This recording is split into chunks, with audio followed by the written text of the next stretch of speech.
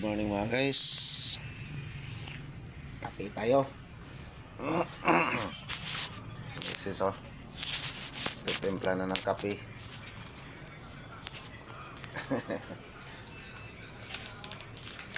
Pero lagyan ng mga guys, coffee mate.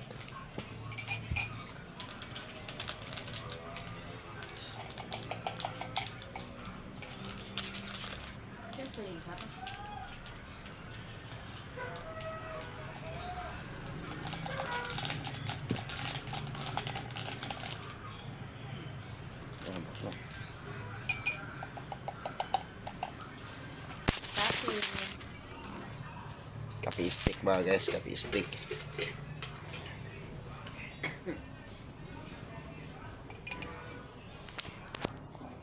Kung malaki kung baka damihan mo na naman. Yun o, magre-reklamo ko mga guys.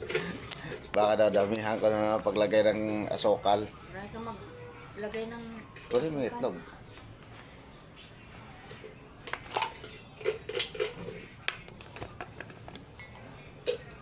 Tama lang ng mga bagay yun.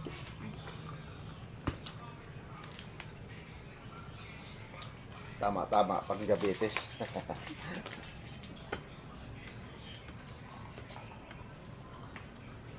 tingka. Tama na. Sige pa, tas tama na. Sige pa daw mga guys, sabi ni Mrs. Sige pa, tama na. Nagpapa sa akin kahit hindi ko, asawa ko naman siya, pero nagpapa, sabi niya, sige pa. Ano yun mo? Nagpapa sa akin mga guys. Kape.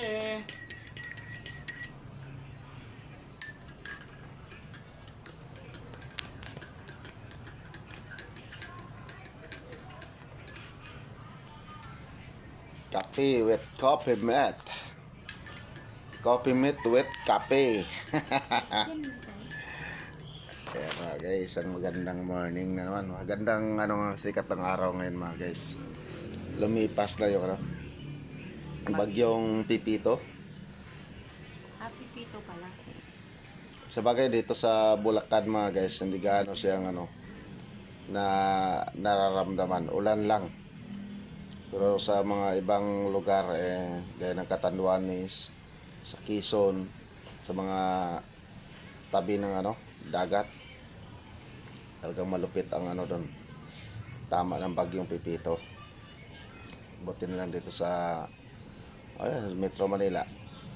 Walang nangyayaring mga bahaan mga guys, hindi gaya sa mga nagdaang mga bagyo na nagkabahaan. Maganda yun, lumilihis yung bagyo dito sa Luzon, dito sa Metro Manila, dito sa Bulacan. Yan mga guys, makabiyahe na naman ng makabiyahe na naman kasi walang ulan. At tuloy-tuloy rin yung yung mga hanap buhay ng mga tao kasi mas mahirap kasi pag pag maulan talaga. Pagbaha, hindi makadaan sa mga kalsadang lubog sa baha. Sa muli mga guys paki-follow sa ating personal profile Francis Ocambaya mga guys. At sa aking Facebook feeds Dragon Channel Vlog. At sa aking paki-subscribe nyo mga guys yung aking YouTube channel. Pahirit uli mga guys Dragon Channel Vlog mga guys sa ating YouTube channel. Mayroon raw YouTube short mga guys, pwede nyo rin panoorin. At saka sa aking partner pasubscribe nyo ang kanyang YouTube channel, Lisa Lalaguna mga guys. Yan ano pa mga guys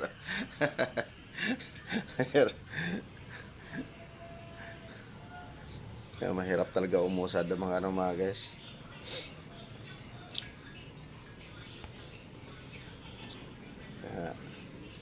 Sa lahat ng followers, sa lahat ng subscriber, thank you very much mga guys at thank you very much sa walang sawa nyo pagsubaybay sa mga videos na aking na-upload. Yan, hindi ko pa maumpisan yung mga sinasabi kong pang-upload na mga guys about Bible.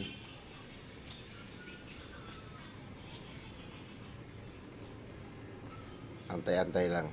Maumpisahan din natin yan. Pero kailangan sa lahat ng tao mga guys ay lagi tayong magdadasal at lagi tayong huwag tayong makalimot sa taas mga guys, kasi yun yung ano ngayon, yun yung importante ngayon. Nakikita nyo na ang mga nagaganap sa hindi lang sa bansa natin kundi sa buong mundo na mayroon ng malaking pagbabago. Yan, nakalagay naman sa banal na kasulatan yan mga guys, na pag naganap ang lahat ng mga yan ay hindi yan ang huli, hindi pa yan ang wakas ng sanglibutan, kundi yan yung ano mga guys, parang trial pa natin yan. Yan pa nga palatandaan na may magaganap ngang ano, pagbabalik ng ating dakilang Panginoong Kristo. Yan siya mga guys. Pero bago mangyari yon, dapat talaga handa na tayo. Handa na tayong lahat mga guys. Kailangan kung may mga nagawa tayong mali, may mga nagawa tayong paglabag sa kalooban ng Diyos Ama o ng kanyang bugtong na anak, ating dakilang Panginoong Kristo, ay unti-unti na nating baguhin mga guys. Lalo na sa mga galit sa pira. Kasi nasa banal na kasulatan yan mga guys, na hindi tayo pwedeng maglingkod sa dalawang Panginoon, kundi sa iisang Panginoon lang. Ayan mga guys. At sinabi rin niya na hindi basta-basta makapasok sa karayaan ng langit ang mga mayayaman mga guys. Pero sa totoo lang, sa ganong salita, kahit ang mahihirap mga guys, hindi rin basta-basta makapasok. Yung sinabi sa banal na kasulatan ay matas na ano yun ang spiritual mga guys, na kung iisipin natin sa panglaman, hindi natin makukuha ang tunay na punto. Pero sa totoo lang, hindi lang hindi lang mayaman ang mahirap pang pumasok sa kanilang langit.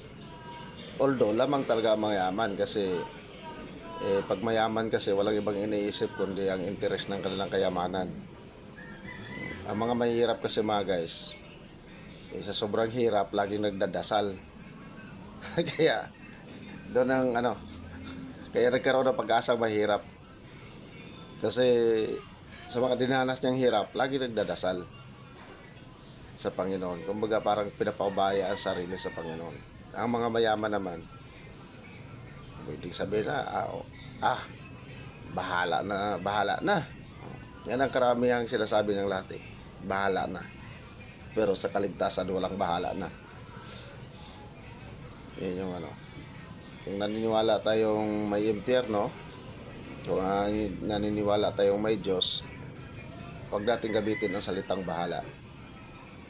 Kundi pwede naman hindi magsimba, pwede naman kahit sa bahay nyo mga guys magdasal kayo bago matulog at pagkagising. Yan lang naman yun. Pero higit sa lahat, ingat, huwag gawin kung ano yung mga ipinagbabawal ng Diyos Ama. Gaya sa mundo natin ngayon, umiiral sa buong sanlibutan, batas ng tao ng pinapagana, hindi yung kumbaga nababaliwala na ang batas ng Diyos mga guys. Kaya aabot talaga sa punto ng mundo natin ay hahatulan ng Panginoon, kasi wala na, lumilihis na lumalabag na sa kanyang kalooban. Feeling ng tao, lalo pag nakaupo sa posisyon sa gobyerno, siya ang masusunod. Pero hindi niya iniisip na bago siya nakaupo, may batas ang Diyos na inilapag sa sanlibutan na siya dapat masusunod o gagawin ng mga tao. Yun lang mga guys abangan yung mga i-upload nating video about verse ng mga Bible mga guys. Pero kailangan, kasi may Bible akong hawak at may babasahin ako doon sa Bible para hindi maging yung pagbabahagi natin. Pa lang to, warm up. Kaya what's up mga guys, good morning.